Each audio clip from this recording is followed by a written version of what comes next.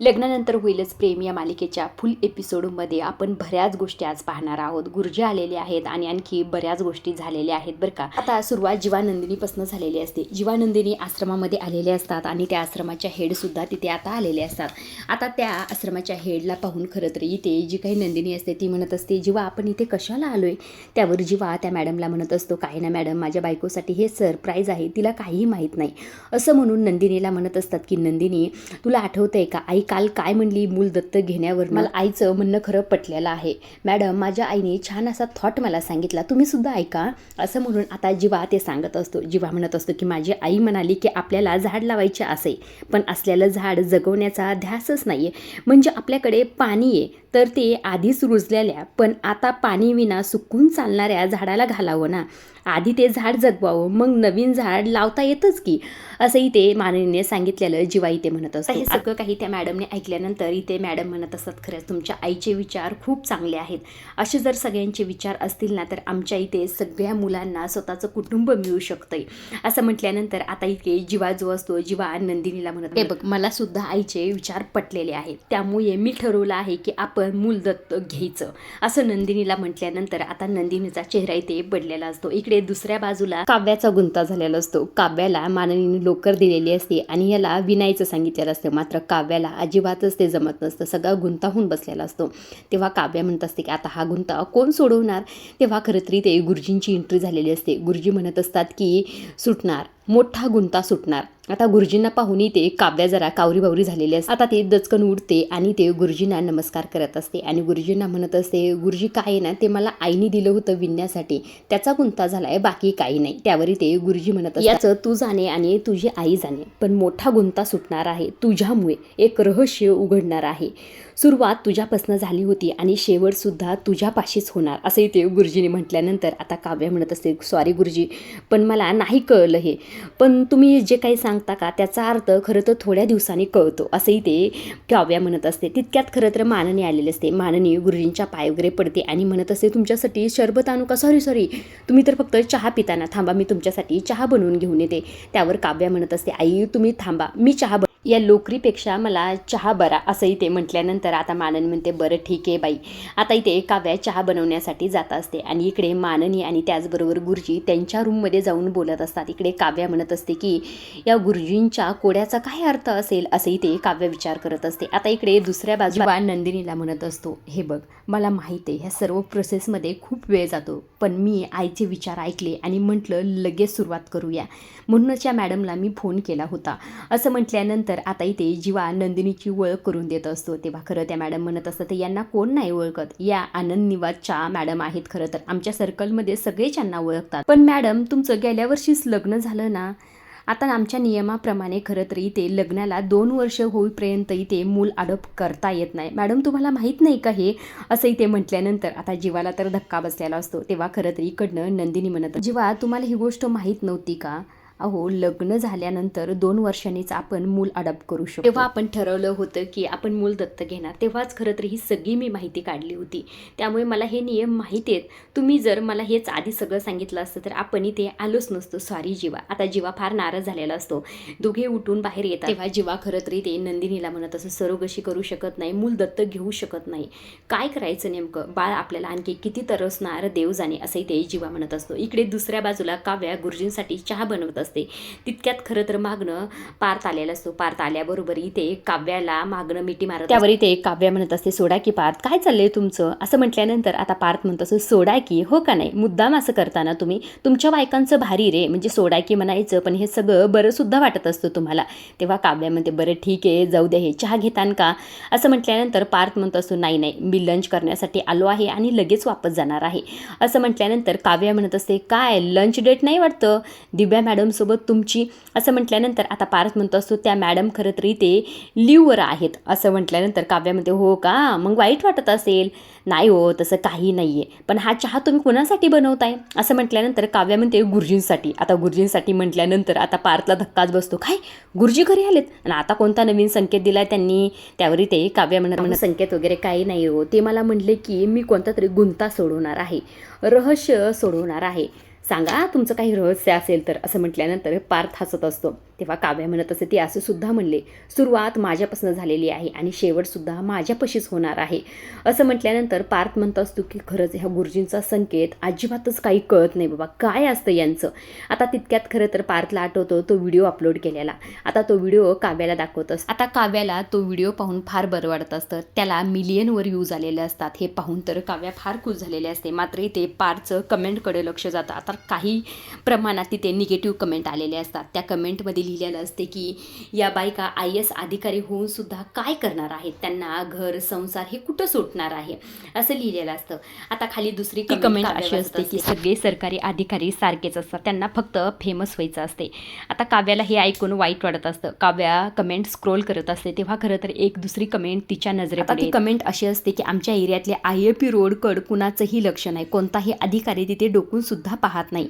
आता त्याच्या खाली कमेंट लिहिलेली असते, हो अगदी बरोबर आहे, तो रोड म्हणजे एक मौत का कुवा आहे. गेल्याच काही दिवसापूर्वी एका गरोदर महिलाचा तिथे अपघात झाला आहे. हे ऐकल्यानंतर आता काव्याला टेन्शन आलेलं असतं. तेव्हा पार्थ म्हणतो असतो, काव्या तुम्ही टेन्शन घेऊ नका, लोक असे कमेंट करतच राहतात हो, असं म्हटल्यानंतर आता काव्या म्हणत असते, पण ती IAP रोडवाली कमेंट याचा विचार करायलाच हवं ना, म्हणजे हे विचार करण्यासारखीच गोष्ट आहे. कोणत्याही संबंधित अधिकाऱ्याला कसं वाटलं नसेल की तो IAP रोड आपण ठीक करावा म्हणून, असं म्हटल्यानंतर आता पार्थ म्हणत असं, मला खात्री आहे तुम्ही जेव्हा IAS अधिकारी होता का तेव्हा खरं तरी ते त्या IAP रोडवरती तुम्ही पूर्ण काम करा, सगळे पेंडिंग कामं तुम्ही कराल, असं म्हटल्यानंतर आता काव्या म्हणत असते, हे पार्थ मी जरी IAS अधिकारी झाली नसली तरी सुद्धा ह्या सर्व गोष्टी करणार, ह्या सर्व गोष्टी अनुभवणार. मी आता त्या प्रत्येक व्यक्तीला भेटणार ज्या व्यक्तीला त्या रोडमुळे त्रास झालेला आहे. ही भावी काव्य आता तो रोड ठीक करण्यासाठी नक्कीच अपील करणार. जनहित याचिका मी नक्कीच दाखल करणार आणि त्या प्रत्येक महिलाला मी न्याय मिळवून देणार, असं म्हटल्यानंतर आता इथे पार्थ जो असतो ती तिला सल्यूट मारत असतो. तेव्हा काव्यामध्ये काय चाललंय पार्थ, आता इथे काव्याचं कौतुक पार्थ करत असतो, मला माहिती आहे ह्या सर्व गोष्टी तुम्ही नक्कीच करणार.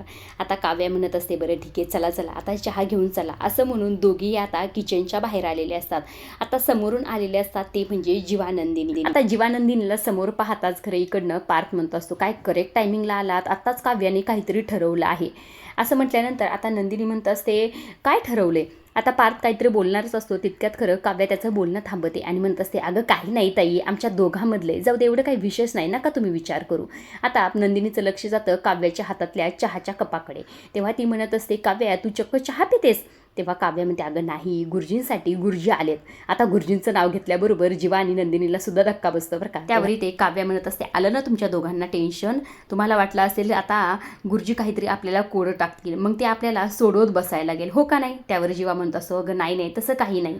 आता इकडनं पार्थ म्हणत असतो, काव्याला सुद्धा त्यांनी काहीतरी संकेत सांगितलाय बरं का. आता इथे नंदिनी म्हणत असते, काय संकेत सांगितलाय, म्हणजे काही घाबरण्यासारखं नाही ना. त्यावर इथे जी काही काव्य असते ती म्हणत असते, अगं छे काही नाही सांगितलं, त्यांनी फक्त एवढं सांगितलं की तुझा अभ्यास छान सुरू आहे, तुझं बाळसुद्धा छान आहे, असं सगळं काही व्यवस्थित चालू दे, असं इथे काव्या खोटं बोलत असते बरं का. आता इथे काव्या नंदिनीला म्हणत असते, नंदिनी ताई तू माझ्यासाठी एक काम करते का, तू हा चहा घेऊन गुरुजींसाठी जाते का, मला जरा पारची महत्त्वाशी बोलायचं आहे, असं म्हटल्यानंतर नंदिनी म्हणत असते, हो ठीक आहे चालेल जा तुझं तू. आता काव्या आणि पार्थ तिथून गेलेले असतात. इकडे नंदिनी गुरुजींना चहा देण्यासाठी जात असते. तेव्हा जीवा तिला थांबवतो आणि म्हणत असतो, तू एकटी जाऊ नकोस, तिथे खरं तर आईसुद्धा आहे आणि उगाच तुला काही प्रश्न विचारले तर तुला अडकल्यासारखं होईल, मी तुझ्यासोबत राहतो, असंही ते नंदिनीला म्हटल्यानंतर नंदिनी म्हणते, बरं ठीक आहे चालेल. आता दोघेही इकडे गुरुजींकडे गेलेले असतात. इकडे दुसऱ्या बाजूला काव्या पार्थला बेडरूममध्ये घेऊन येते आणि बेडरूमचा दरवाजा बंद करून घेऊन आता त्यावर ते पार्थ म्हणत असतो, काय करताय तुम्ही काव्या, तुम्हाला दिवसासुद्धा दम निघत नाही. त्यावर ते काव्या जोरात पार्थला फटका देते, म्हणते काय चाललंय तुमचं आणि तुम्हाला बाहेर काय गरज होती तोंड उघडायची तुमची, असं म्हटल्यानंतर आता पार्थ म्हणत असतो, मी काय करतोय, उलट माझ्या बायकोचं कौतुक सांगत होतो ना तुझ्या ताईला आणि माझ्या भावाला, माझी बायको इतकं मोठं काम करते, म्हणजे IAP रोड ठीक करण्यासाठी अपील करते, सगळ्या लोकांना न्याय मिळवून देण्यासाठी धडपड करणार आहे, मग ही गोष्ट मला त्यांना सांगून का दिली नाहीस तू. त्यावरी ते काव्या मला हे सगळं नंदिनी ताईला नाही हो कळून द्यायचं. त्यावर पार्थ म्हणत असतो, का बरं, का नाही कळून द्यायचं तुम्हाला. त्यावरी ते काव्या म्हणत असते, अहो नंदिनी ताई ही माझी आईसारखी माझी काळजी करते हो, तिला जर माहीत झालं मी उन्हातानात ह्या सर्व गोष्टी करणार आहे बाहेर फिरणार आहे, मग ती मला कसं करून देईन हे सगळं काही तिला माझी काळजी वाटते व असं म्हटल्यानंतर पार्थ म्हणत असतो मला नाही का काळजी. काव्य म्हणत असते मला माहिती आहे तुम्हाला सुद्धा माझी काळजी आहे हो, सॉरी मला तसं नव्हतं म्हणायचं, पण तुम्ही माझ्यासोबत कायम असताना मला तुम्ही त्रास होऊन देतान का, हाच तर फरक आहे ना नंदिनी ताई आणि मध्ये तुमच्यामध्ये. नंदिनी ताईला जर हे कळलं तर ती मला असं काही करून देणार नाही, तुम्हाला कसं कळत नाही व.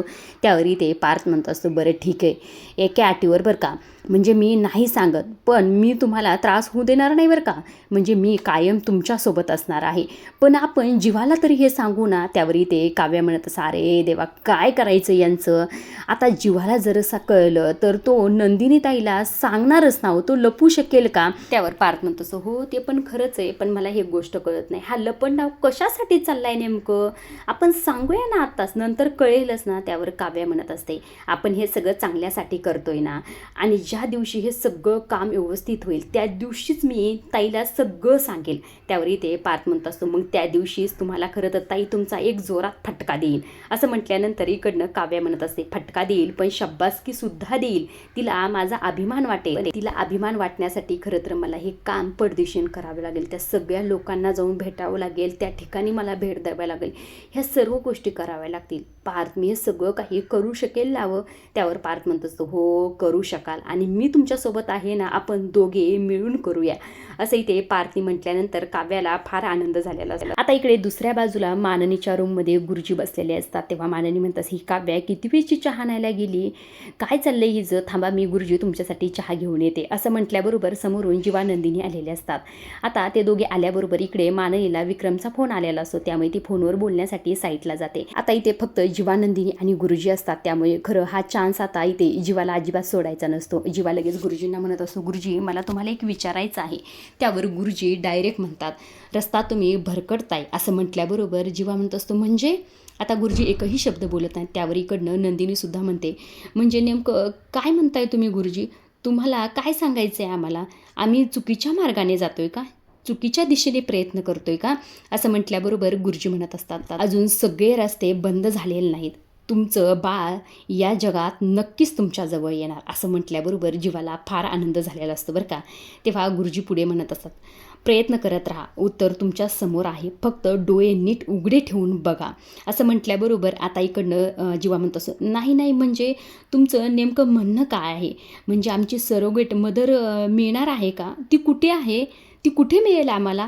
असंही ते गुरुजींना प्रश्न विचारलेला असतो. इकडे जी काही काव्या असते ती टेन्शनमध्ये असते, त्या रस्त्याबद्दलच विचार करत असते. तेव्हा पार्थ म्हणत असतो काव्या तुम्ही कशाला टेन्शन घेताय, मी आहे ना तुमच्यासोबत, आपण मिळून सगळे हे करूया.